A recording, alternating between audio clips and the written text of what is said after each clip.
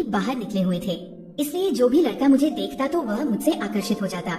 लेकिन मैं अपने मालिक के यहाँ काम करती थी, जिनकी उम्र लगभग 50 से 55 साल की रही होगी। लेकिन जब भी वह मुझे देखते तो एक जवान लड़के की तरह देखते थे। एक दिन मैं अपने मालिक के घर ही रुक गई और उस दिन मालिक ने मुझे अपने कमरे में ही सुला लिया।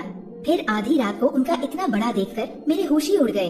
फिर जब उन्होंने मेरे वहाँ छुआ तो मेरा नाम काव्या है, उम्र उस वक्त 16 साल की थी। मेरी माँ बहुत पहले इस दुनिया से चली गई थी और मेरे पापा पता नहीं कहाँ चले गए थे। मैं बस यही जानती थी कि एक रोज मुझे शहर से बहुत दूर एक बहुत ही आलीशान बंगले में लाकर छोड़ दिया गया। वो बंगला मनीष यादव का था, एक बड़ा आदमी, नामी बिजनेसमैन। उनके घर में काम करने वालों की कमी नहीं थी, लेकिन मेरे लिए जगह अलग थी। मुझे बताया गया कि मनीष सर ने मुझे पढ़ाने, लिखाने और अच्छा जीवन देने के लिए वहाँ रखा है। शुरुआत में सब कुछ एक सपने जैसा था। नया कमरा, नई किताबें, रोज साफ सजी हुई थाली में खाना, स्कूल के लिए गाड़ी। लेकिन जो चीजें सबसे ज्यादा बदल रही थी वो थी नजरें। मनीष यादव मुझे एक अलग तरह से देखते थे। वो नजरें जो एक पिता की नहीं, एक और तरह की थी। पहले मुझे लगता था शायद मैं ज्यादा सोच रही हूँ, लेकिन वक्त के साथ उनके स्पर्श, उनका मेरे कमरे में आना और मेरी नींद के वक्त मेरे माथे को सहलाना, सब कुछ ज्यादा ही हो गया था। एक रात जब मैं सोने जा रही थी, मैंने देखा कि मेरे कमरे का दरवाजा अध खुला था। कमरे की लाइट बंद थी, लेकिन बाहर से आती हल्की रोशनी में मैंने देखा कोई था। मैं चुपचाप बिस्तर पर लेटी रही। दरवाजा धीरे से खुला, किसी के कदम अंदर आए। मेरी धड़कनें तेज हो गई। फिर कोई मेरे बिस्तर के करीब आया। मैं सांस रोककर लेटी रही। किसी का हाथ मेरी चादर के ऊपर से मेरे कंधे पर रखा गया। वो हाथ सधा हुआ था, जानबूझकर धीरे धीरे मेरे कंधे से कमर की ओर बढ़ा। मैंने अपनी आंखें बंद रखी। दिल में डर था और दिमाग में सवाल। कुछ पल बाद वो हाथ हट गया। दरवाजा फिर से बंद हुआ। मैं उठकर बैठ गई, पसीने से भीग चुकी थी। सुबह जब मैं नीचे गई तो नाश्ते की मेज पर मनीष सर पहले से बैठे थे। कैसी नींद आई काव्या? उन्होंने पूछा। ठीक, मैंने नजरें झुका ली। उनकी आंखें कुछ और कह रही थी और मैं समझने लगी थी अब जो हो रहा था वो सिर्फ देखभाल नहीं थी। कुछ दिन बाद घर में एक और आदमी था, नमन। वो मनीष सर का पुराना नौकर था, हर काम करता था, लेकिन उसकी आंखें हमेशा मेरे पीछे घूमती थी। वो हद से ज्यादा बातें करने की कोशिश करता, कभी कभी ऐसी बातें जो एक नौकरानी से नहीं की जाती। काव्या जी, आप बहुत अलग हैं इस घर में, वो एक बार बोला था। मैंने उसे नजरअंदाज कर दिया, लेकिन मैं जान गई थी नमन भी कुछ छुपा रहा है। वो भी आधी रात को जगता है, किसी के कमरे के बाहर आता जाता है। मुझे उसकी नजरें अब डराने लगी थी। एक दिन मनीष यादव ने मुझसे कहा, काव्या चलो बाहर घुमाते हैं, तुम्हारा मन थोड़ा हल्का हो जाएगा। मैं मना नहीं कर सकी। हम विदेश चले गए, सिंगापुर। वहाँ का होटल, वहाँ के बाजार, वो हवा, सब कुछ नया था। मैंने पहली बार अपना मोबाइल फोटो से भर दिया। और एक रात जब हम डिनर के लिए बाहर गए थे, बारिश हो गई। मेरे कपड़े पूरी तरह भीग चुके थे। होटल पहुंचकर मनीष सर ने कहा, तुम नहाकर बदल लो, बीमार पड़ जाओगी। मैंने सिर हिला दिया, लेकिन जब मैं नहाकर निकली तो मेरा टॉवल बाथरूम में ही गिर गया था। मैंने झेंपते हुए दरवाजा खोला और सामने मनीष सर खड़े थे।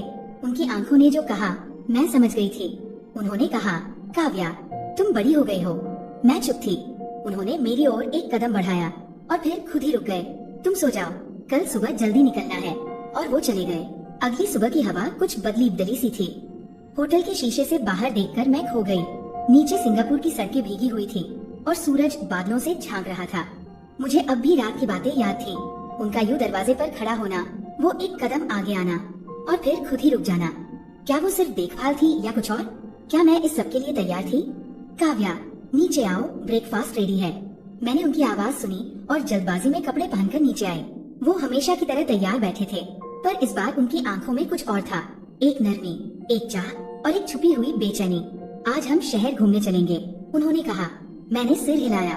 बाजार की चहल पहल और मनीष यादव की चुप्पी बाजार में सब कुछ रोशनी और रौनक से भरा था।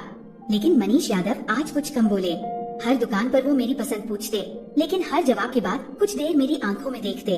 कभी कभी वो अपने आप में खो जाते, शायद कुछ कहने की कोशिश करते, लेकिन खुद ही रुक जाते। क्या मैं आपको परेशान कर रही हूँ? मैंने अचानक पूछ लिया। वो थोड़ा चौंके, फिर बोले, नहीं, तुम बस बड़ी हो रही हो और मैं समझ नहीं पा रहा कि तुम्हें कैसे देखूं। वापसी की रात, होटल का अंधेरा और एक फैसला। उस रात होटल लौटते समय बारिश दोबारा शुरू हो गई। मैं भीग चुकी थी और इस बार अंदर आते ही मनीष यादव ने कहा, तुम नहाकर सीधे सो जाना, कुछ जरूरी बात कल करेंगे। मैंने बाथरूम का दरवाजा बंद किया। भीगते हुए बाल, ठंडी हवा और मनीष यादव की आंखें सब मेरे जहन में घूमने लगी। नहाकर निकली तो मेरी नाइटी हल्की और गीली थी। कमरे की लाइट बंद थी और मैं अकेली थी, या शायद नहीं। दरवाजा खुला, नमन अंदर आया। नमन की हदें और मेरी पहली चीख, काव्या जी क्या आप ठीक हैं? वो बेशर्मी से मेरी ओर देख रहा था। उसकी आंखों में वही घूरती हुई नजर जो मैंने कई बार महसूस की थी। तुम यहाँ क्या कर रहे हो? मैंने सख्ती से कहा। वो बोला, बस देखने आया था। अकेली हो तो? कोई जरूरत हो तो? वो मेरी तरफ बढ़ा। मेरी सांसें रुक गई। मैंने एक कदम पीछे हटाया और तभी नमन, मनीष यादव की आवाज गूंजी। वो तुरंत दरवाजे से हट गया। मनीष यादव कमरे में आए और उसकी गर्दन पकड़कर बोले, अगर अगली बार काव्या के पास देखा तो तेरी जुबान खींच लूंगा, समझा? नमन डर के मारे कमरे से निकल भागा। उस रात पहली बार मैं टूटी में फर्श पर बैठ गई। मेरी आंखों से आंसू गिर रहे थे। मनीष यादव ने मुझे देखा। पहली बार उन्होंने मुझे कुछ कहे बिना मेरे सिर पर हाथ रखा। तुम्हें कोई तकलीफ नहीं होगी काव्या, जब तक मैं जिंदा हूँ कोई तुम्हें छू नहीं सकता। उनकी आवाज थरथरा रही थी। आपने मुझे बचाया, लेकिन क्यों? मैंने पहली बार सवाल पूछा। वो चुप हो गए। क्या आप मुझे इसलिए लाए कि मैं आपको अच्छी लगती हूँ? मनीष यादव मेरे पास बैठ गए। उनकी आंखों में झील सी गहराई थी। नहीं काव्या, बात सिर्फ पसंद की नहीं है, बात जिम्मेदारी की है, और तुम्हारे पापा की भी। मेरे पापा? मैंने चौंक कर पूछा। तुम्हारे पापा को मैंने पहली बार एक केस में देखा था, जहाँ उन्होंने अपनी बेटी को किसी शराबी दोस्त को गिरवी रखने की बात की थी। नहीं, आप झूठ बोल रहे हैं, मैं चिल्लाई। काश ये झूठ होता काव्या, लेकिन वो आदमी जिसने तुम्हें इस बंगले तक पहुंचाया, उसी की बोली लगाई गई थी। मैं वही था, और मैंने उसी दिन फैसला किया कि अब तुम मेरी जिम्मेदारी हो।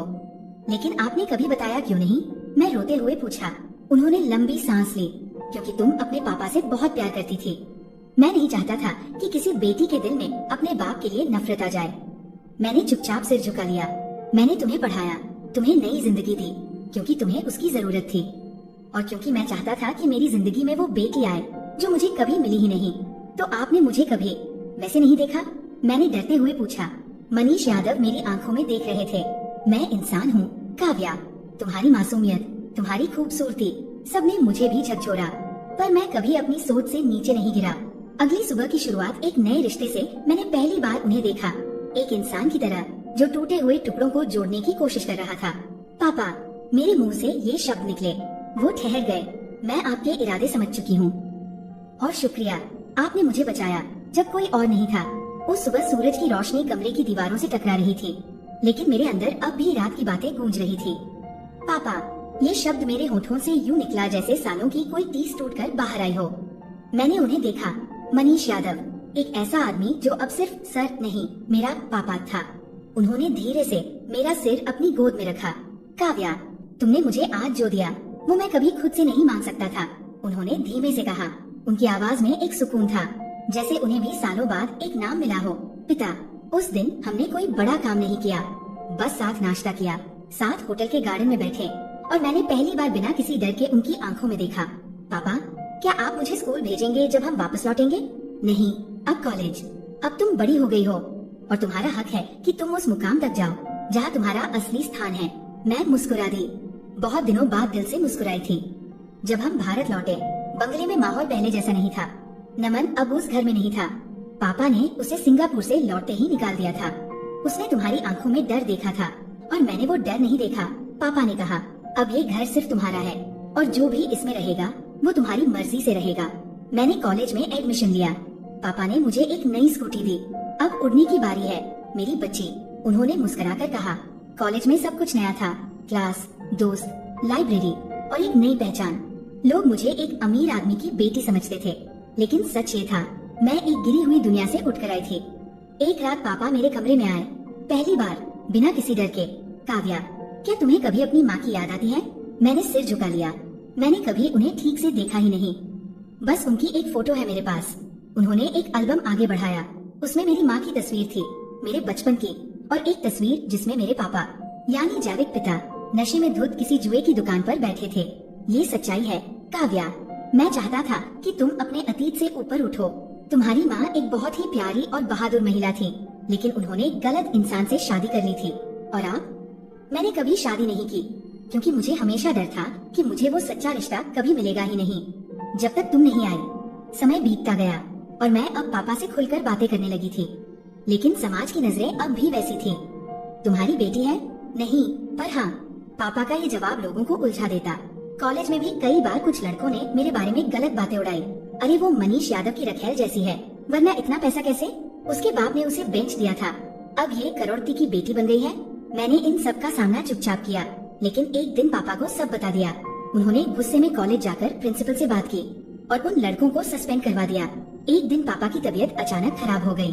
डॉक्टर ने कहा लीवर पर असर है, ज्यादा तनाव और अनियमित जीवन शैली से। मैं घबरा गई। पापा, आप ठीक हो जाएंगे ना? मैं तुम्हें अकेला नहीं छोड़ूंगा, काव्या। उन्होंने कमजोर हंसी से कहा। मैं दिन रात उनकी सेवा में लगी रही, उनकी दवाइयाँ, खाना, और जब जब वो बेहोश होते मैं उनका हाथ पकड़कर रोती। एक रात उन्होंने मेरी हथेली को सहलाते हुए कहा, कभी सोचा नहीं था कि मेरी बेटी मुझे इस हालत में देखेगी। आप मेरे लिए भगवान हैं, पापा। अगर आपने मुझे नहीं बचाया होता तो शायद मैं कहीं बिक गई होती, किसी की हवस का शिकार बन गई होती। कुछ हफ्ते बाद पापा ने मुझे अपने कमरे में बुलाया। उन्होंने एक वकील को बुलाया था। ये मेरी वसीयत है, इसमें मेरी पूरी संपत्ति तुम्हारे नाम की जा रही है। पर पापा, मैं आपकी बेटी ही तो हूँ। ये सब कहने की जरूरत नहीं थी। जरूरत है क्योंकि मैं चाहता हूँ कि दुनिया जाने मेरी बेटी मेरी असली वारिस है। साल बीतते गए और मैंने वकील की पढ़ाई चुनी और अब मैं एक वकील बन चुकी हूँ। पापा अब स्वस्थ हैं और मेरे ऑफिस में मेरे साथ ही बैठते हैं। हमने मिलकर एक संस्था बनाई, कवच, जो उन लड़कियों की मदद करती है जिन्हें उनके परिवार ने छोड़ दिया है। हर दिन जब मैं किसी नई लड़की को बचाती हूँ तो मुझे अपनी कहानी याद आती है। मैं जानती हूँ हर लड़की को एक मनीष यादव चाहिए जो उसे इंसान की तरह देखे, लड़की की तरह नहीं। और हर पिता को समझना चाहिए कि बेटी सिर्फ शरीर नहीं होती, वो आत्मा होती है, भरोसा होती है। तो दोस्तों, ये कहानी यहीं पर खत्म होती है। उम्मीद है कि आपको पसंद आई होगी। अगर ये कहानी आपको पसंद आती है तो इस वीडियो को एक लाइक और हमारे इस चैनल कहानी स्ट्रीम को जरूर सब्सक्राइब करिएगा। और हाँ, बेल आइकन को ऑल पर सेट करना मत भूलिएगा। हम मिलते हैं अगले वीडियो में। धन्यवाद।